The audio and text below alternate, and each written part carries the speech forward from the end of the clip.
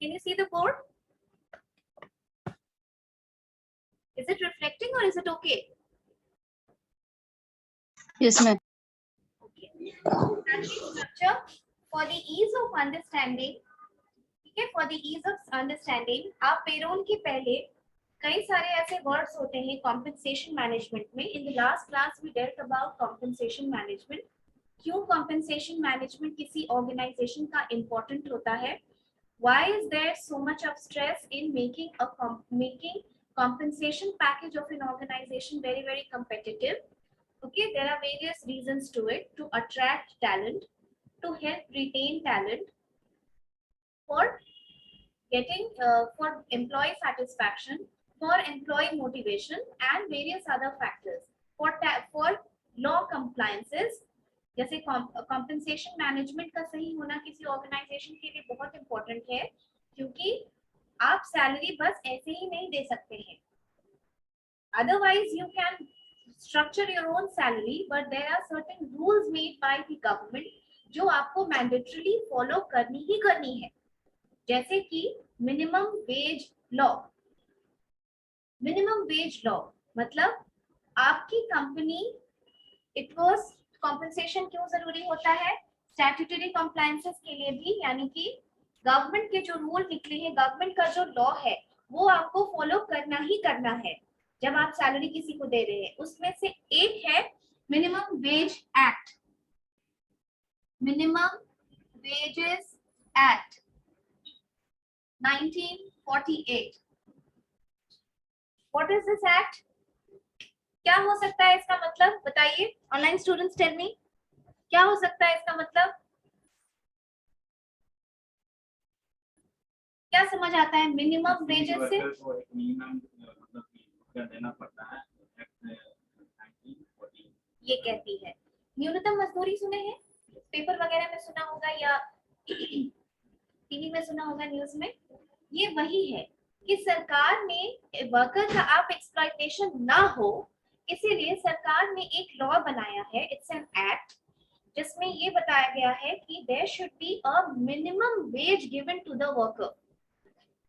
एक न्यूनतम मजदूरी है जो आपको वर्कर को देनी ही देनी है. कैटेगरी वाइज डिवाइड किया हुआ है कि जो अनस्किल्ड वर्कर्स हैं, स्किल्ड हैं, सेमी स्किल्ड हैं, क्लर्कल हैं, उनके लिए न्यूनतम मजदूरी देनी ही देनी है.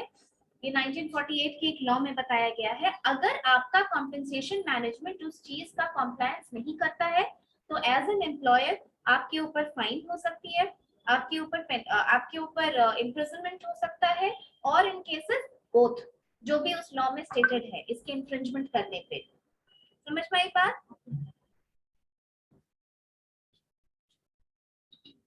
अब देखिए सैलरी स्ट्रक्चर को हम लोग पढ़ने की आसानी के लिए 4 मेन पार्ट्स में डिवाइड किए हैं.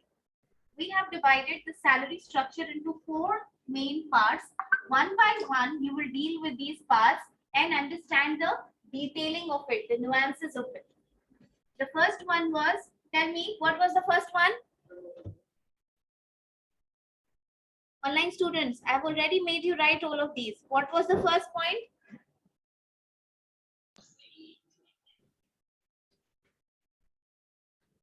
क्या था सैलरी स्ट्रक्चर का पहला पॉइंट? बेस पे. बेस पे. The second was Allowances. allowances. The third was Benefits and incentives. benefits and incentives. Incentives. And finally Rewards and recognition. rewards and recognition. Okay. Salary structure की details. If you study this and understand this, this is more than half the payroll management done, because you don't have to do a very detailing of it. You don't have to calculate the salary or anything, but you have to be exposed with every word that is there in payroll management. Okay. And don't use these words interchangeably. These are different words. You need to understand in what sense are they different. Okay. What is base pay? जल्दी जल्दी फटाफट बताइए. What is base pay? Online students. What is base pay?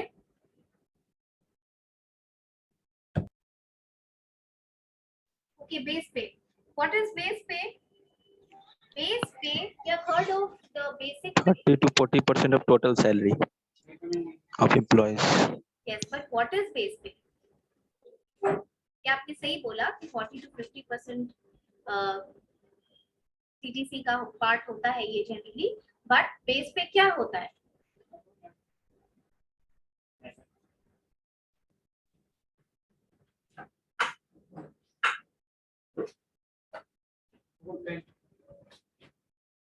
Base pay is the fixed fee. When we are studying salary structure, दिया जाता है page के रूप में, louder, जो पेज के रूप में दिया जाता है बेस पे वही basic salary. Yes basic salary वो फिक्स होता है ओवर टाइम के लिए दिया जाता है शायद. सैलरी स्ट्रक्चर में कुछ पार्ट्स मॉनेटरी होता है, ठीक है, कुछ पार्ट्स नॉन मॉनेटरी होता है. ये दोनों पार्ट हमने कर लिया है in previous classes, but just to get you in the rhythm, I'll make the revision of both these things again. Base pay is the monetary part of salary, ठीक है, financial part of salary, or base pay is the fixed part of salary. You don't join, classroom students don't join, okay, and make your attendance. Base pay is the financial part of salary. What happens in base pay is that this is the fixed part of salary.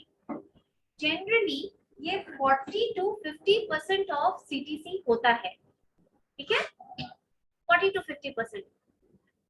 Basic salary सुना है ना कि एक basic salary दी जाती है जो fixed होती है, और बाकी की जितनी अलाउंसेस होते हैं वो बेसिक सैलरी पे कैलकुलेट होते हैं. ऑफिसर की जो सैलरी होती है हमेशा फिक्स होती No, it's not fixed. It depends upon which level officer you're talking about.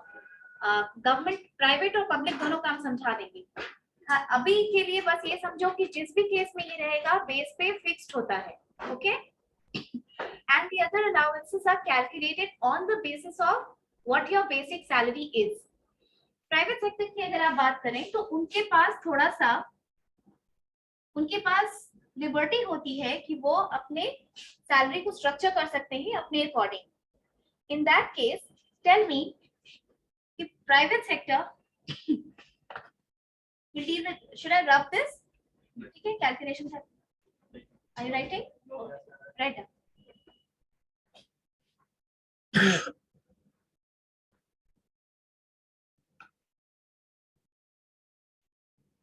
Base pay, allowances, benefits and incentives, rewards and recognition.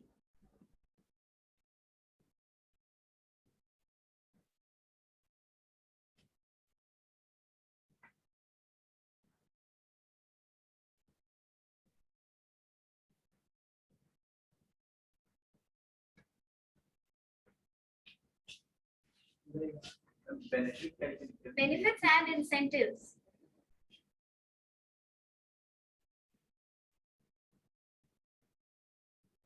And rewards and recognition.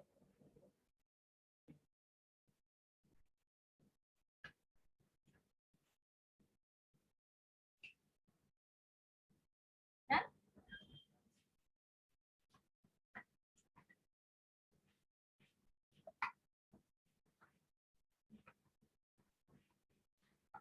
Base पे से स्टार्ट करते हैं, ठीक है. बेस पे अभी क्या बताया, आप लोग इसके कीवर्ड्स को याद रखेंगे हमेशा, ठीक है. Don't try to go into paragraphs, keywords याद रखिए तो इसकी टेक्निकलिटी समझ में आएगी. बेस पे is fixed part, financial part, okay, is fixed part, it is financial part. And now coming to private sector, which have the liberty to structure their own salary. आपको लिखवाया गया है कि this is generally 40 to 50% of CTC. Did you write it in your notes?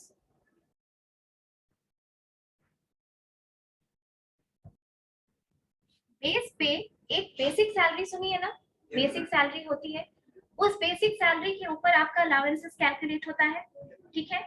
उस basic salary को fix रखा जाता है। कंपनीज जनरली ट्राई करती हैं कि सैलरी अगर ज्यादा भी हो आपकी तो वो बेसिक कम रखे, ठीक है, और अलाउंस और बेनिफिट्स बढ़ा दे। इससे क्या होता है कि जब कंपनी को कर्व करना होता है, काटना होता है पैसा, तो उसको आसानी होती है। बेसिक सैलरी को चेंज करना संभव नहीं होता है बार बार, क्योंकि ये एक जॉब इवैल्यूएशन से एक एक लॉजिकल तरीके से फाइंड आउट किया जाता है कि किसी पोस्ट के लिए बेसिक सैलरी कितनी होनी है। अपने मन से सैलरी नहीं फिक्स होती है ऑर्गेनाइजेशन में। जो भी ऑर्गेनाइज्ड ऑर्गेनाइजेशन है, हम लोग जितना पढ़ रहे हैं वो ऑर्गेनाइज सेक्टर के लिए पढ़ रहे हैं, ये याद रखिएगा, जो गवर्नमेंट से रजिस्टर्ड है, ठीक है। प्राइवेट या पब्लिक जो भी है, this belongs to organise sector, इसीलिए हम बेनिफिट्स वगैरह की बात कर रहे हैं। अनऑर्गेनाइज्ड का कोई माई बाप नहीं है, ठीक है। पैसा देगा तो ठीक है, नहीं देगा तो ठीक है, क्योंकि गवर्नमेंट से रजिस्टर्ड नहीं है, इसलिए उसमें गवर्नमेंट के लॉ भी नहीं लगते हैं, ठीक है। So basic salary is generally 40 to 50% of CTC. CTC क्या होता है? Write down, CTC is cost to company. CTC is cost to company.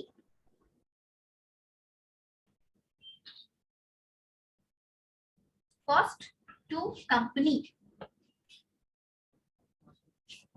Cost to company, इसका क्या मतलब हुआ? गुड।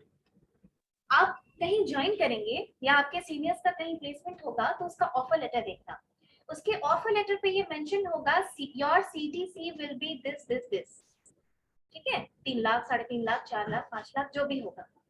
इसका क्या मतलब हुआ कि कंपनी को आपको हायर करने में उतना पैसा 1 साल का खर्च है, ठीक है। कॉस्ट टू कंपनी मतलब आप, कॉस्ट टू कंपनी हमेशा पर एनम में देती है कंपनी, तो उसका मतलब है कि आप उस कंपनी के लिए जब वो आपको हायर कर रही है तो वो 1 साल में हर तरीके से फ्रॉम एवरी कॉम्प्रिहेंसिव वे उतना पैसा आपके ऊपर खर्च कर रही है, चाहे वो आपको बेनिफिट दे रही है, अलाउंस दे रही है, सैलरी दे रही है, कुछ और दे रही है। तो सीटीसी में क्या होता है ना कि कंपनी थोड़ा सीटीसी का पैकेज बढ़ाने के लिए वो सारी चीजें भी ऐड कर देती है जो उसको अदरवाइज भी आपको देना है, जैसे कि ग्रेच्युटी। ग्रेच्युटी क्या होती है, इसका क्लास होगा अलग से, डोंट वरी। ये एक स्टैट्यूटरी बेनिफिट है जो गवर्नमेंट का लॉ है। इस लॉ में ये है कि जब आप 5 साल किसी ऑर्गेनाइजेशन में कंटिन्यूअस सर्विस रेंडर करते हैं, 5 साल किसी ऑर्गेनाइजेशन में कंटिन्यूअस काम करते हैं, ऐसा नहीं कि 2 साल काम किए फिर 1 साल छोड़ के चले गए फिर आकर के 3 साल कर दिए, not in that case. 5 years of continuous service if you render to an organization, the employer is supposed to pay you gratuity। क्यों स्टार्ट हुआ था ग्रेच्युटी, ये सब जब हम पढ़ाएंगे ना, ग्रेच्युटी का अलग से क्लास जब लगेगी तब हम उसमें बताएंगे। अभी आप ये समझिएगा, स्टैट्यूटरी और नॉन स्टैट्यूटरी बेनिफिट्स में हम ग्रेच्युटी पढ़ाएंगे। तो कॉस्ट टू कंपनी समझिए अभी कि कंपनी को आपको हायर करने में इतना पैसा पर एनम का खर्च है। अब फटाफट कैलकुलेट कीजिए। सपोज कीजिए कि कोई कंपनी आपको 4 लाख पर एनम सीटीसी देती है, पर मंथ सैलरी निकालिए, निकालिए।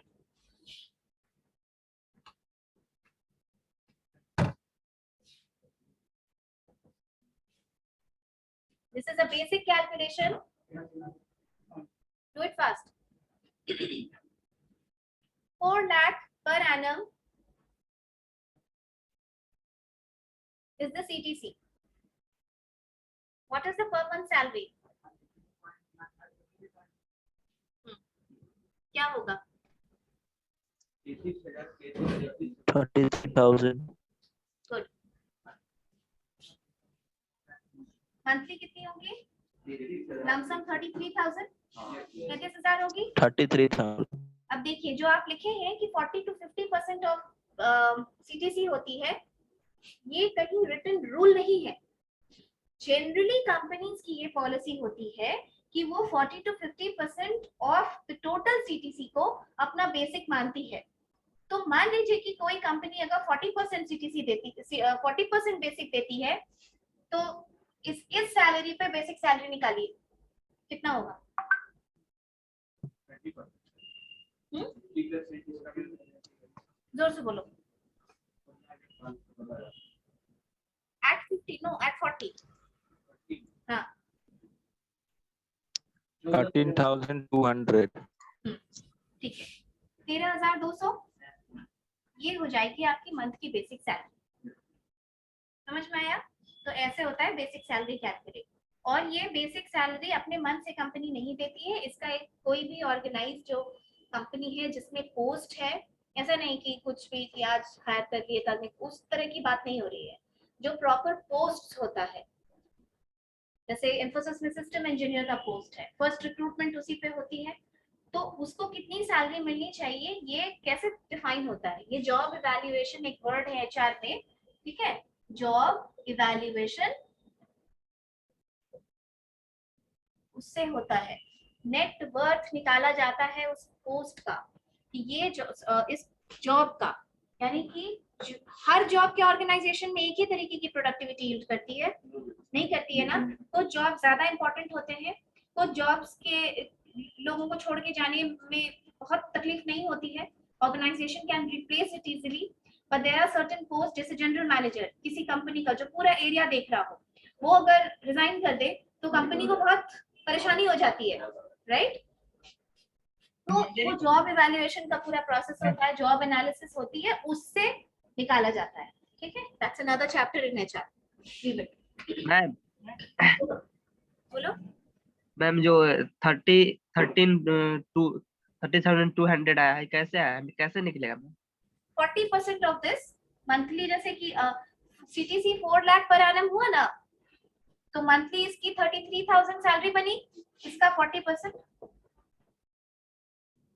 इसका 40% भी तब जब कोई कंपनी की पॉलिसी में है कि वो 40% देती है। अगर 50% देगी तो क्या होगा? 17,500 16,000 हो जाएगा।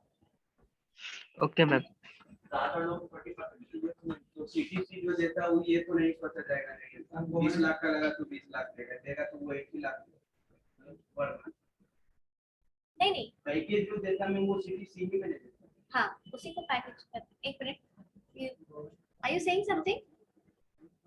नो। जो मैं कितना पसंद करता हूं, अच्छा ठीक है, I will come back to this. Wait, let me clear this down. बोलो। पैकेज जो देता है कंपनी वो तो सीटीसी में मिल जाएगा। देखो थोड़ा सा ये चीज समझने के लिए ना, पेरोल पूरा अंत तक तुमको समझ, मतलब सिंसियरली पढ़ना होगा। सीटीसी तुम पूछे ना, सीटीसी मान लो कि किसी का 14 लाख 12 लाख का पैकेज है, ठीक है? 12 लाख पर एनम। क्या होता है कि कंपनीज बहुत स्ट्रैटेजिकली सीटीसी बनाती है, इस तरह बनाती है जैसे इसमें ग्रेचुटी का पैसा पे कंट्रीब्यूशन नहीं होता है, आप कुछ नहीं कंट्रीब्यूट करते हैं इसमें। जैसे पीएफ के पैसे में आप कंट्रीब्यूट करते हैं, 12% आप करेंगे, 12% एम्प्लॉयर देगी, ठीक है? सीटीसी में क्या होता है ना, इनहैंस सैलरी कम होती है। अब ये प्रैक्टिस हो गया कि ये लोग क्या करते हैं कि सीटीसी में आपका इंश्योरेंस भी करवा रहे हैं, उसका पैसा डाल देंगे, ग्रेचुटी का पैसा डाल देंगे, आपको कोई स्टॉक या शेयर दिया जाएगा अगर ऑर्गेनाइजेशन का, उसको कहते हैं ईसॉप, इसका अलग क्लास होगा, बताएंगे उस वक्त, ठीक है? हाँ, एम्प्लॉय स्टॉक ऑप्शन प्लान आप सुने होंगे, अमेज़न वगैरह जैसे बड़ी बड़ी कंपनीज होती है ना, ये जब ऐसे लोगों को हायर करती है, जैसे आईएम वगैरह के स्टूडेंट्स को जब स्ट्रेटेजिक फॉर्मुलेशन के लिए हायर करती है, तो ऐसे लोग बहुत इंपॉर्टेंट होते हैं। एंड द फैक्ट कि कंपनी नोज कि भाई बहुत स्किल है, तो इनको तो बहुत दरकार नहीं है, कंपनी चेंज भी कर सकते हैं ये लोग क्या करते हैं, they do it as a part of their policy कि उनको स्टॉक दे देते हैं, यानी कंपनी में मेंबरशिप। स्टॉक का मतलब क्या होता है, पढ़े होंगे ना आप, कि आपको कंपनी का एक पार्ट बना दिया जाता है, you are also a small owner of the company, right? और आपको वो शेयर्स मार्केट से कम प्राइस में कंपनी दे देती है और कहती है कि आप इसको बेच दीजिएगा जब एक मिनिमम लॉक इन पीरियड के बाद, ठीक है? बहुत सारा देती है वो, काफी एक सब्सटैंशियल कंपोनेंट हो जाता है आपके सैलरी का। तो कुछ टाइम के बाद का मतलब कि उतने टाइम तक तो आप कंपनी नहीं छोड़ेंगे ना, उसके पहले छोड़ेंगे तो सब पैसा जीरो। तो ये सब चीजों को भी ना आजकल सीटीसी में मेंशन कर दिया जाता है, इसीलिए इट इज एडवाइजेबल कि आप जब सैलरी नेगोशिएट करें तो और सीटीसी देखें तो उसमें इनहैंस सैलरी पे नेगोशिएट करना चाहिए। बेसिक पे जो रहता है enhance salary, total benefits, allowances, everything. Okay, he said what is the how does it go in government sector. वो जो डिस्ट्रीब्यूशन होता है ना सैलरी का, जब सैलरी का वो दिया जाता है आपको कि क्या क्या मिलेगा, तो उसमें वो लिखा रहता है. तो the HR of the company doesn't give you 1 penny for extra. ठीक है, तो ये टैक्टिक्स होता है. तुमने गवर्नमेंट सेक्टर के बारे में पूछा. देखो गवर्नमेंट सेक्टर का क्या होता है, गवर्नमेंट सेक्टर की सैलरी कौन फिक्स करता है, किसी को आइडिया? आरबीआई करता है. गवर्नमेंट करता है. कौन सा कमीशन करता है, किसी को आइडिया है? ऑनलाइन गवर्नमेंट की सैलरी कौन रिवाइज करता है? पे कमीशन सुने हो? 7th पे कमीशन करेंटली रन कर रहा है. तो गवर्नमेंट की सैलरी तो फिक्स्ड है, ऑर्गेनाइजेशन अपने मन से इधर उधर नहीं कर सकती है. मान लो कि अब गवर्नमेंट में भी बहुत सारी चीजें होती है ना, जैसे प्योर जस्ट गवर्नमेंट ऑर्गेनाइजेशन है, जैसे यूपीएससी से जो लोग रिक्रूट होकर के आए, बीपीएससी से जो लोग रिक्रूट होकर के जाते हैं, ये लोग pure government organisation, wholly owned by central government या स्टेट गवर्नमेंट, है ना. डीएम वगैरह क्या है, वो तो प्योर सेंट्रल गवर्नमेंट है. और भी ऐसे बहुत सारे पोस्ट हैं बीपीएससी से जो जाते हैं, प्योर गवर्नमेंट है. रेलवे प्योर गवर्नमेंट है. इस तरीके का जो भी गवर्नमेंट के रिक्रूटमेंट से जो गया वो गवर्नमेंट है. लेकिन पीएसयूज भी होते हैं. पब्लिक सेक्टर यूनिट के बारे में सुना है क्या? हाँ हाँ, पहले नहीं था. हाँ, पीएसयू क्या होता है? Public sector unit. ये सारी ऑर्गेनाइजेशंस, ओएनजीसी का नाम सुना है? ONGC, HPCL, BHEL, airports authority of India, AI जो है, ये सब क्या है? गवर्नमेंट ऑफ इंडिया की अंडरटेकिंग. बैंक्स क्या है? गवर्नमेंट ऑफ इंडिया की अंडरटेकिंग. आप देखिएगा कि लिखा रहेगा उसमें उपक्रम, भारत सरकार उपक्रम. उपक्रम मतलब अंडरटेकिंग. तो वो अंडरटेकिंग है, तो उसकी सैलरी का स्ट्रक्चर थोड़ा अलग होता है. ओके, इसमें देखो जैसे लमसम समझो कि कैसा होता है. मान लो जैसे कि मैनेजमेंट ट्रेनिंग के लिए जो पोस्ट निकलता है कोल इंडिया में, ठीक है, उसका बेसिक सैलरी अगर ऐसे लिखा रहता है 50,000 to 1,60,000. ये एमबीए वालों को लेते हैं, ये एमबीए वालों को लेते हैं. ठीक है, MBA HR, MBA finance, MBA legal, accounts और इंजीनियर्स को, जैसे माइनिंग इंजीनियर है, सिविल इंजीनियर है, इलेक्ट्रिकल इंजीनियर है, ऐसे ऐसे इन लोगों को लेते हैं. तो ऐसे वो बेसिक सैलरी लेते हैं. इसका क्या मतलब है? इसका मतलब है कि आप जब आपका अगर रिक्रूटमेंट हो जाता है, if you are recruited to that organisation, initially you will be paid a salary of you will be paid a basic salary of 50,000. Basic नहीं, ये सिर्फ बेसिक है. बाकी हमेशा ध्यान रखना कि सारा अलाउंस इसके ऊपर कैलकुलेट होगा, इसके बाद ऐड होके मिलेगा. इतना फिक्स्ड है तुम्हारे सैलरी का. आप बेसिक पढ़ रहे हैं ना, अभी बताए ना कि फिक्स्ड होता है. बस ये मान लो कि ये बेसिक सैलरी तुमको लिखा हुआ है, ठीक है, 50,000. इसका मतलब क्या हुआ? ये कुछ भी है, तुम एग्जाम्पल के तौर पे समझो कि किसी भी ऑर्गेनाइजेशन. इसका मतलब है कि जब when you will join, you will be paid a basic of 50,000. 50,000. अच्छा, 50,000 आपने पेमेंट किया, बाकी अलाउंस इसके ऊपर कैलकुलेट होगी. इसका परसेंटेज, मान लो कि 20% देता हो या 22% देता हो, तो इसका 20% कितना हो जाएगा? मान लो 30% जोड़ो, 30% ऑफ 50, 15,000. ये जोड़ो, उसमें 65,000. और भी कुछ कुछ कुछ कुछ ऐड होगा इसमें, बहुत सारे बेनिफिट्स ये वो सब ऐड होता है इसमें. हाँ, ठीक है, वो सब ऐड होगा. मान लो कि 72,000 ये हुई सैलरी. ये सिर्फ फिक्स्ड है, बेसिक सैलरी.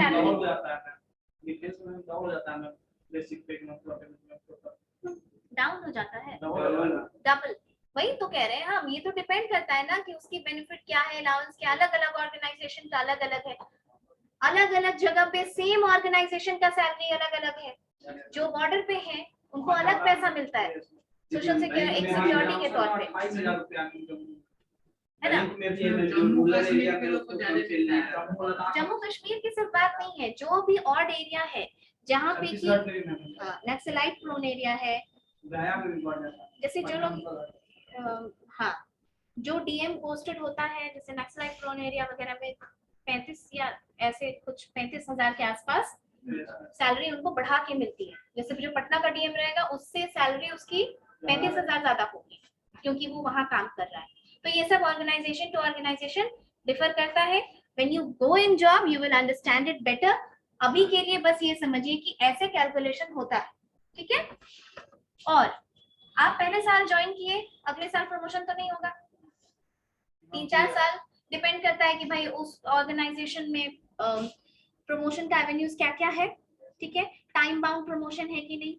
अच्छा, एक और चीज, किसी भी ऑर्गेनाइजेशन में जब ज्वाइनिंग को लिया जाता है तो मान लीजिए कि 90 लोगों को लिया गया ज्वाइनिंग में, ठीक है, मान लीजिए कि 90 सीट्स थे, 90 को फ्रेशर को वो भरा, मैनेजमेंट ट्रेनी ही मान लो, तो क्या सब जीएम बन जाता है? नहीं बनता है ना।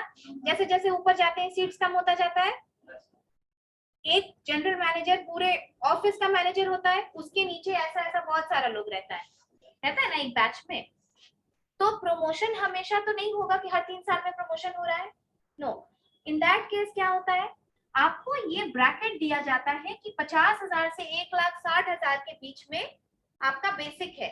उसका क्या मतलब है, आपको इस रेंज में तब तक रखा जा सकता है बिना प्रमोशन किए जब तक आपकी बेसिक सैलरी 160 ना हो जाए। कहने का मतलब इसके पहले भी तुम प्रमोट हो सकते हो, अगर 3 साल हो गया तुम्हारा तो प्रमोट हो जाओगे, तो ऑटोमेटिक, क्योंकि you can not be kept at this level, आप इस लेवल पे नहीं रखे जा सकते हैं, ठीक है। आपका बेसिक तो बढ़ गया ना, तो फिर इस रेंज में तो आ नहीं जाए, तो you will be promoted to next level. समझ में आई बात? और ये सब रिवीजन होता है टाइम टू टाइम। पे कमीशन को लगता है कि सैलरी रिवाइज होनी चाहिए, इधर उधर बैंक की सैलरी के लिए भी बहुत हंगामा हुआ था कि सैलरी प्रोपोर्शन में नहीं है। हाँ, तो ये सब कुछ उसका पार्ट है। बेसिक समझ में आया, फिक्स पार्ट समझ में आया। Now will move to allowances.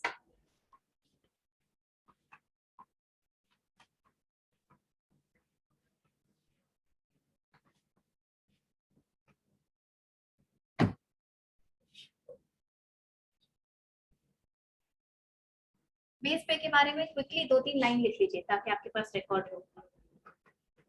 Fast, right fast. It is the base income of an employee, write down. It is the base income of an employee comprising nearly 40 to 50% of the total CTC.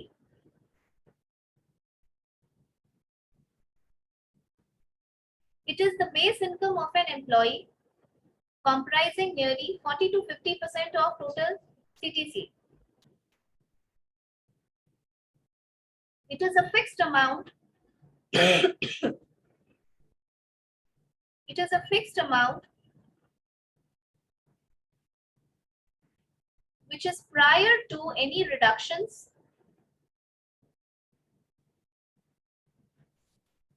It is a fixed amount which is prior to any reductions or increases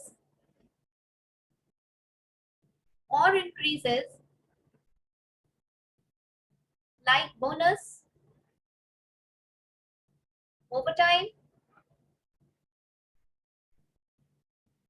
or allowance.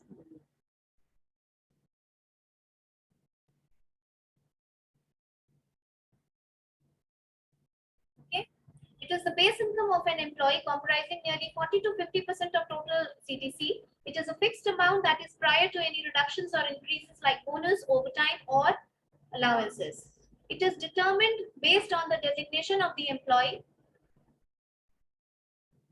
It is determined based on the designation of the employee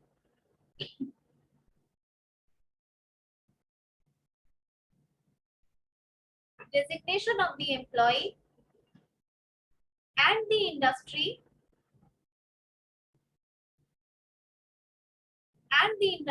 in which they work.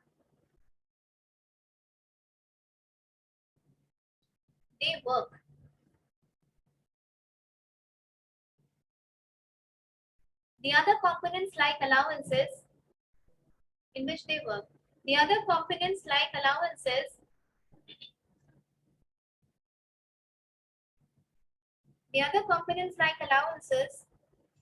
are based on the basic salary.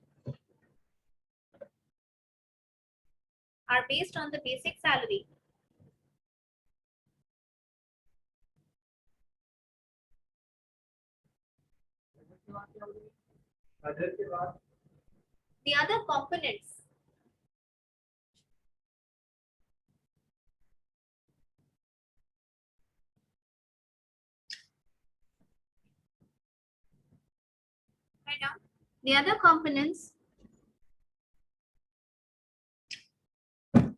like allowances are based on the basic salary.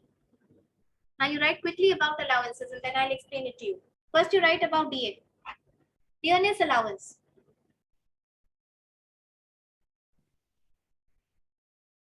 Right, dearness allowance. Okay. Right.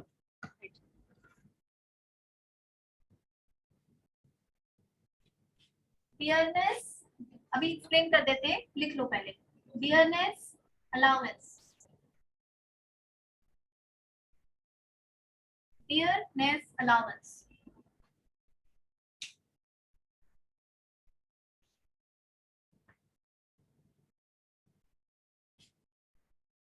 It is a certain, क्या हुआ कुछ problem? It is a certain percentage of basic salary. It is a certain percentage of basic salary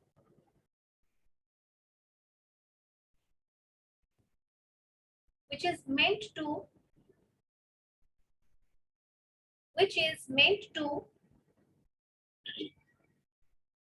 neutralize which is meant to neutralize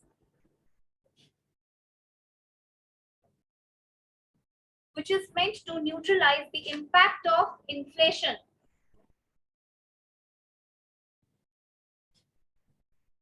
Which is meant to neutralize the impact of inflation.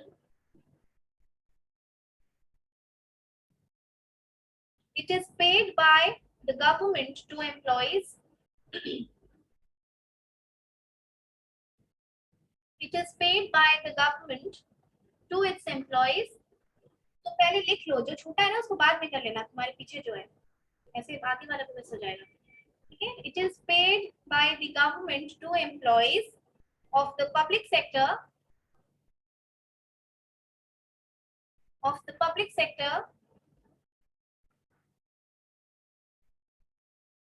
and pensioners of the same.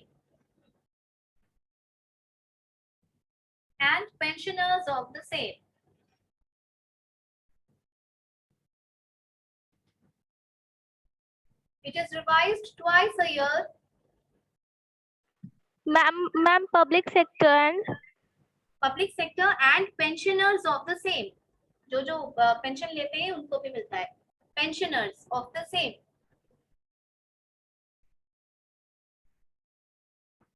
It is revised twice a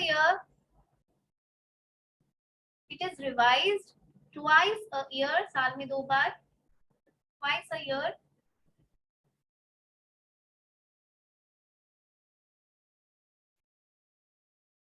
In the month of January and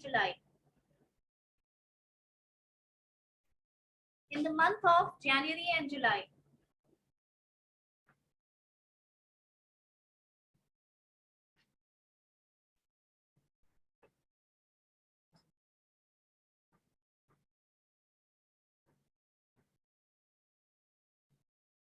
Done writing?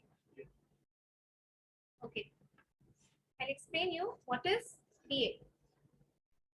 DA के बारे में कोई idea? महंगाई भत्ता सुना है? महंगाई भत्ता यही है. ठीक है? Dearness allowance DA. कोई गवर्नमेंट सेक्टर में अगर आपके यहाँ काम करते होंगे तो उनसे पूछिएगा, सुनेंगे आप। ये गवर्नमेंट सेक्टर के एम्प्लॉयज को मिलता है, प्राइवेट सेक्टर वालों के ऊपर कोई ऑब्लिगेशन नहीं है डीए देने का। गवर्नमेंट सेक्टर वालों को मिलता है। गवर्नमेंट सेक्टर की सैलरी ऐसे 100% हाइक 150% हाइक ऐसे नहीं होती है, नहीं होती है ना।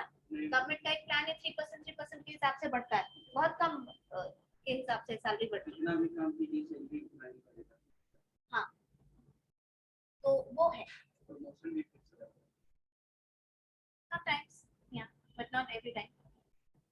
तो डीएनएस अलाउंस क्यों दिया जाता है कि सैलरी जिस हिसाब से बढ़ रही है, महंगाई उस हिसाब से नहीं बढ़ती है। महंगाई काफी तेजी से बढ़ती है ना, बाहर काफी तेजी से बढ़ती है। और पे कमीशन बहुत टाइम के बाद लाया जाता है, ठीक है। तो जब पे कमीशन एक पूरे के पूरे डेकेड के लिए अगर सैलरी फिक्स कर दी गई है और उसमें महंगाई अगर बढ़ घट रही है, तो कोई अरेंजमेंट होना चाहिए ना कि पब्लिक सेक्टर एम्प्लॉइज के सैलरी को प्रोटेक्ट किया जा सके। बाहर खर्च बढ़ेगा तो उनका भी तो खर्च बढ़ जाएगा, इसलिए इसको एज अ कंपोनेंट सैलरी में गवर्नमेंट सेक्टर के सैलरी में डाला गया है, ठीक है। DNS allowance public sector employees को मिलता है, और जो उस सेक्टर से रिटायर होते हैं, जो पेंशन लेते हैं, पेंशनर्स जो आपने लिखा है, ठीक है, पेंशनधारी, उनको भी मिलता है। और ये साल में 2 बार गवर्नमेंट रिवाइज करती है, ठीक है, 2 बार, क्योंकि सीपीआई कंज्यूमर प्राइस इंडेक्स के हिसाब से डीए का कैलकुलेशन होता है। वो कैलकुलेशन में आपको नहीं जाना है, कैलकुलेशन होता है और डिसाइड होता है कि डीए कितना दिया जाना चाहिए। साल में 2 बार गवर्नमेंट इसको रिवाइज करती है, एक जनवरी के महीने में और एक जुलाई के महीने में। लास्ट मंथ में रिवाइज हुआ है DA, and the DNS allowance was increased from 17% to 28%, ठीक है। गवर्नमेंट सेक्टर ने गवर्नमेंट एम्प्लॉइज के लिए बढ़ाया 17% से 28% डीए बढ़ा है। डीएनएस अलाउंस हमेशा से डीएनएस अलाउंस नहीं था, it has its own history. World war 2 के बाद वेज बढ़ाने के लिए बहुत हंगामा होने लगा, तो गवर्नमेंट ने एक कंपोनेंट डियर फूड अलाउंस के तरीके से पैसा देना शुरू किया। Dear food allowance second world war के बाद 39 to 44 सेकेंड वर्ल्ड वॉर हुआ है, उसके बाद ये इंट्रोड्यूस किया गया है डियर फूड अलाउंस। धीरे धीरे फिर इसको डीएनएस अलाउंस किया गया। आज भी इंडिया और बांग्लादेश के सैलरी स्ट्रक्चर में ये बहुत इंपॉर्टेंट कंपोनेंट है, डीएनएस अलाउंस, ठीक है। Okay, this is all you needed to know. तो आपसे कोई अगर पूछेगा कि डीए क्यों दिया जाता है सैलरी में, तो इन्फ्लेशन को न्यूट्रलाइज करने के लिए, कि जिस रफ्तार से बाहर महंगाई बढ़ रही है, सैलरी नहीं बढ़ती है, तो इन दैट केस कि आपको कुछ उसको कॉम्पेंसेट किया जाए। डीए का प्रोविजन ये है कि उसको घटाया और बढ़ाया दोनों जा सकता है, लेकिन महंगाई कभी घटती है, इसीलिए प्रैक्टिकली डीए भी कभी नहीं घटता है। बस next you write down fast allowances.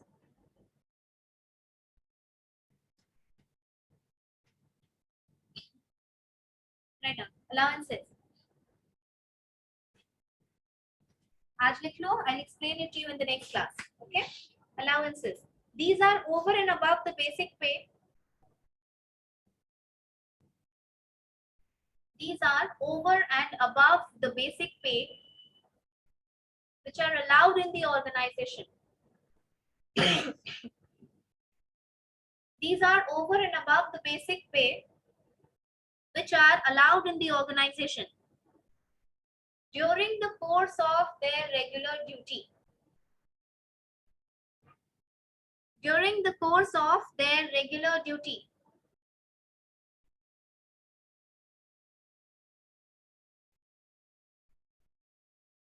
Allowances differ from company to company.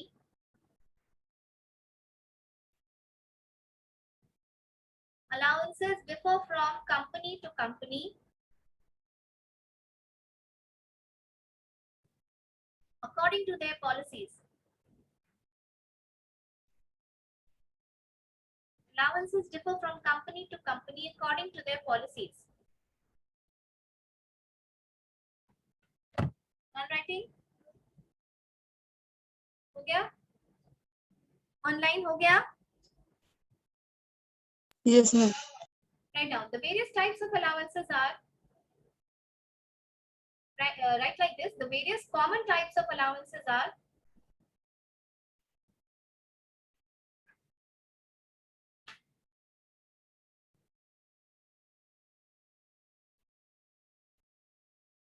House rent allowance, HRA, house rent allowance, comma, conveyance allowance, oblique में transport allowance उसी को कहते हैं, conveyance allowance और transport allowance, comma, conveyance or transport, write the correct spelling. Transport. Next, leave travel allowance. Leave travel allowance bracket में करिए उसको LTA. Leave travel allowance bracket में LTA. comma medical allowance, comma education allowance,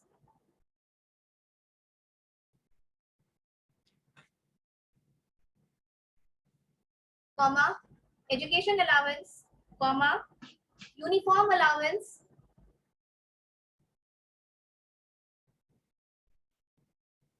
uniform allowance, meal allowance, meal, MEAL, meal allowance, etc.